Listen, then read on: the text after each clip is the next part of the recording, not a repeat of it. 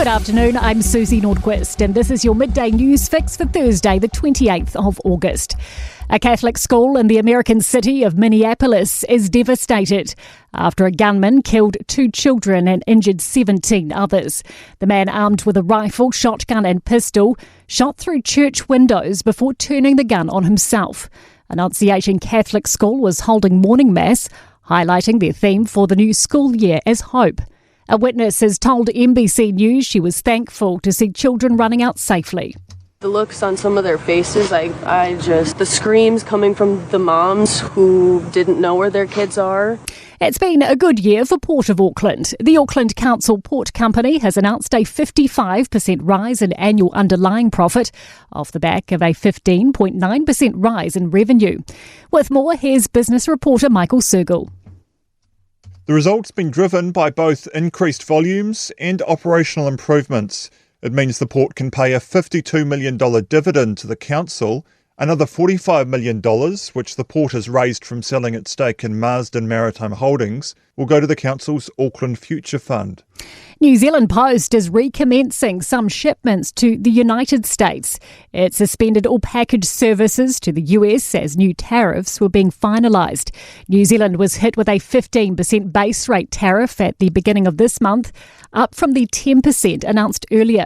Spokesman Jared Hancock says New Zealand Post is setting up new commercial options for Kiwi business account holders.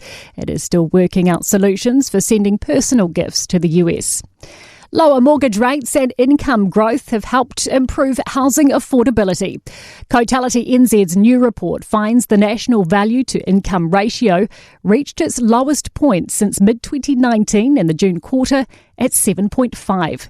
National property values also remain almost 17% below their post-COVID peak. Cotality Chief Property Economist Calvin Davidson says mortgage serviceability has seen a big change compared to its 2022 high of 57%. We're looking now at 44% of median household income goes to service a new mortgage. The average there is 43%, so it's now pretty close to normal. A group of 89 high school principals have written to the government asking for an immediate stop to plans to replace NCEA. It calls the plans premature and says the current system could be improved instead of replaced, and labels the plans as politically driven. A long process still ahead at the Loafers Lodge fire trial. A 50-year-old with interim name suppression is on trial in Wellington. He's accused of killing 5 people by starting the fire in May 2023. The jury has heard evidence from several residents, including one man who leapt out a window to escape. The Herald's Melissa Nightingale says today is the 4th day in a 5-week trial. We are currently going through the evidence of just what happened that night before we move on to more evidence about the defendant. 2 sport now, and netball stars have signed Silver Fern and waiting Martina Salmon to bolster their shooting circle for next year's ANZ Premiership after she helped the Tactics win the title this year. 4th tier Grimsby Town have ousted their top flight opponents Manchester United 12-11 on penalties in football's League Cup second round. The match finished 2-2 in regulation.